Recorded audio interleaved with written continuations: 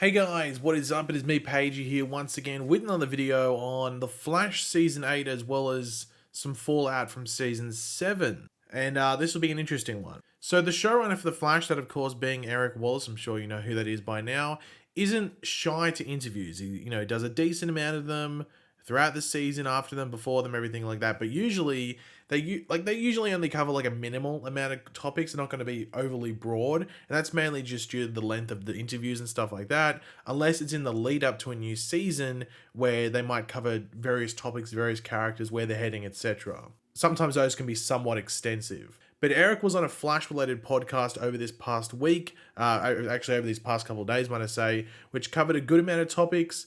This podcast was actually over an hour long.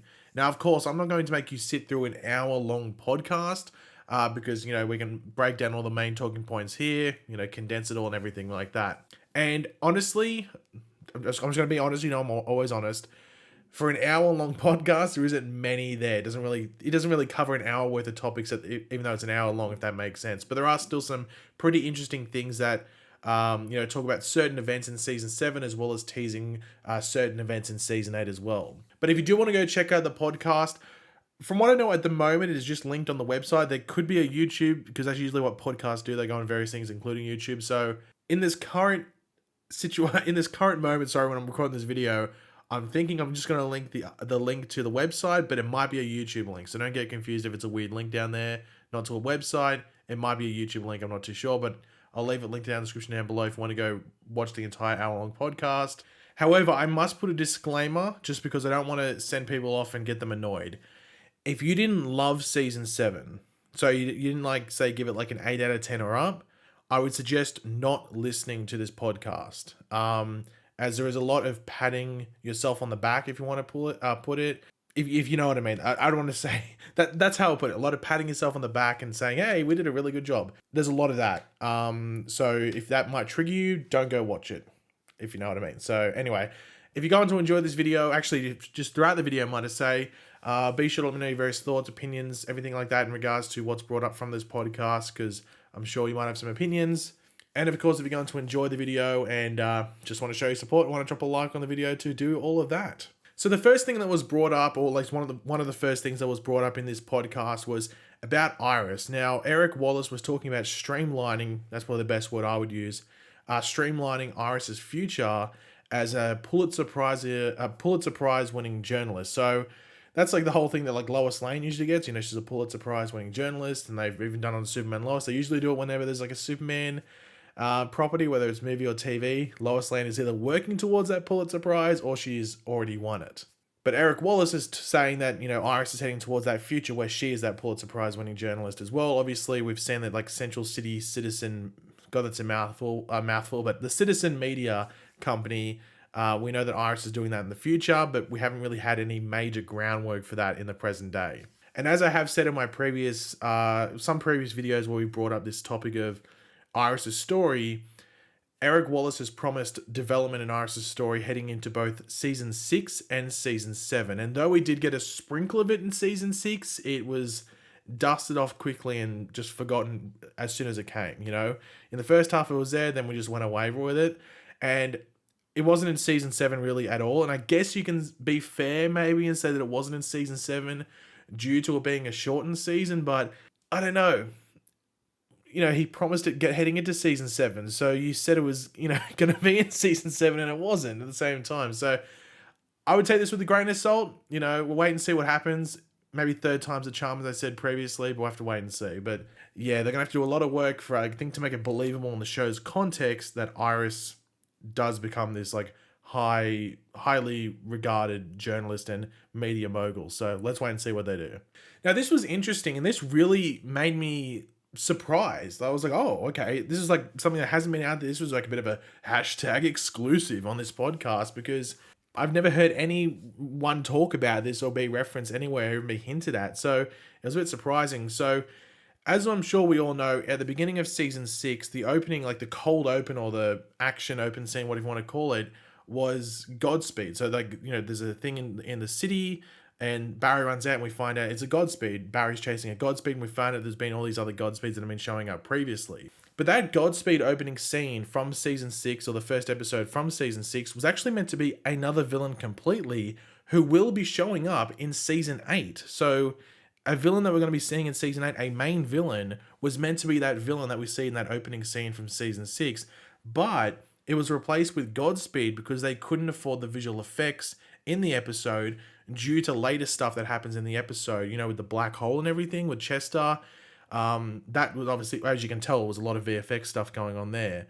So it makes sense why, why it would have been expensive and why stuff had to be cut out. So that wasn't in the plans with Godspeed. That wasn't meant to be a part of the Godspeed story. It was just a late fill-in, and that's actually caused an issue because in that episode, in season 6, episode 1, Barry rips off the mask of the Godspeed and just some random dude who, of course, doesn't even look like the previous August Heart we'd seen in that Nora episode or the August Heart we got in, at the end of season 7 with the Godspeed storyline. Just some random white blonde dude, has nothing to do with it. And we're led to believe these are all clones, so they should look like August Heart. And this was one of the plot holes. Everyone was saying, well, that's not a clone. It's just like a guy that has random speed. So maybe they didn't think through that. I don't know how late of a fill-in it was, whether it was like after they'd written the script and then they went to actually budget it all out and they realized they couldn't afford whoever the other villain is. I'm interested to see who that is. That would cost so much. But that's just a weird situation because it's put like it did create a bit of a plot hole with the Godspeed storyline that people were still questioning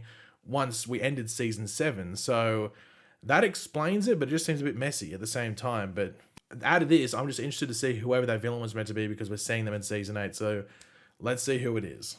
If you have any thoughts, let me know in the comment section down below because I'd be very curious who could be that expensive. And I guess is a speedster as well? If they just shifted Godspeed in, unless it was another type of action scene. I don't know. Another thing that was mentioned is that Caitlin and Killer Frost, there was a story arc with them that was not put in season 7 due to time, which will be in the early parts of season 8, roughly from what I could tell. I'm interested to see what it is, I guess, because we already had the trial thing, which sort of was mishandled, I think, because it really meant nothing. In the moment, it was probably one of the better episodes or the better 2-parters in the season, but its long-lasting effects were pretty much non-existent because Frost gets out of jail an episode or 2 later, so it didn't really matter too much afterwards once we get to those later episodes, but at the time it was good, so I don't know what they're going to do now because I'll wait and see what they do, but apparently it had to be moved because of just shortened seasons. And also a Joe and Cecile storyline was also dropped due to the shortened season, with Eric Wallace hinting that it would be Joe and Cecile, I guess, finally getting hitched or, married by the sounds of it, which was hinted at in the season 7 finale, as well as from what I took from it, exploring a darker side of Cecile's powers. They said, you using the thinker chair twice could, we already saw, Cecile use her powers, extend her powers through the thinker chair when they stopped Psyche earlier in the season when she, did that big psychic wave thing to sort of combat his or negate his powers. And it's sort of going to follow on from that and what happens when you sort of tap into that too much. So I'm actually intrigued to see what that is. Obviously, you don't want it to overdo or overshadow main elements of the season. But if it expands Cecile's character and involves Joe, then I'm curious to see it. And this might actually be a bit of a bummer, but also might open the doors for maybe what's happening in season 8. Maybe they might shift some of the stuff here. But Timeless Wells was meant to be in the show more in season 7, but due to COVID-related things, they had to shift stuff around, which took appearances away, along with the Reverse Flash side of things, of course, which is of course leading to something else in the future. Now, he was meant to die in episode 21 or episode 21, I think it was, or episode 20 of season 6, but of course COVID happened, so the last 3 episodes of season 6 became the first 3 episodes of season 7, and it messed around the contract. So we're meant to get, I guess, multiple episodes with Timeless Wells, but instead, because Tom Cavan had to end up coming back to finish what was meant to be season 6, it sort of messed with the contract or something like that, so he could only really reappear as Timeless Wells once, and then we got Reverse Flash later in the season. So I would have been intrigued to see in the non-COVID timeline when the season finished properly what the Timeless Wells stuff would have been in season 7 and how many times he would have showed up and what role he would have played. That would have been fairly cool to see. But yeah, that was taken off, unfortunately.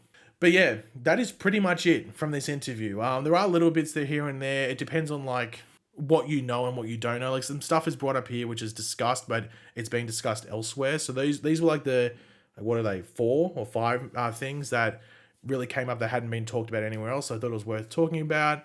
As I said, you can watch the entire podcast if you want to get the entire spiel. The link will be in the description down there, whether it's YouTube or a website link, one of the two. You can go check it out if you want to and tune in, whatever. But of course, if you did enjoy the video, it would be awesome if you could drop a like on it, show your support, guys. It'd be awesome if you could do that. Let me know in the comment section down below your various opinions on all of this. Whether they be controversial takes or not, just curious to see what you guys have to say. And of course, if you are new to the channel, make sure to subscribe, and I will catch you guys later. Goodbye.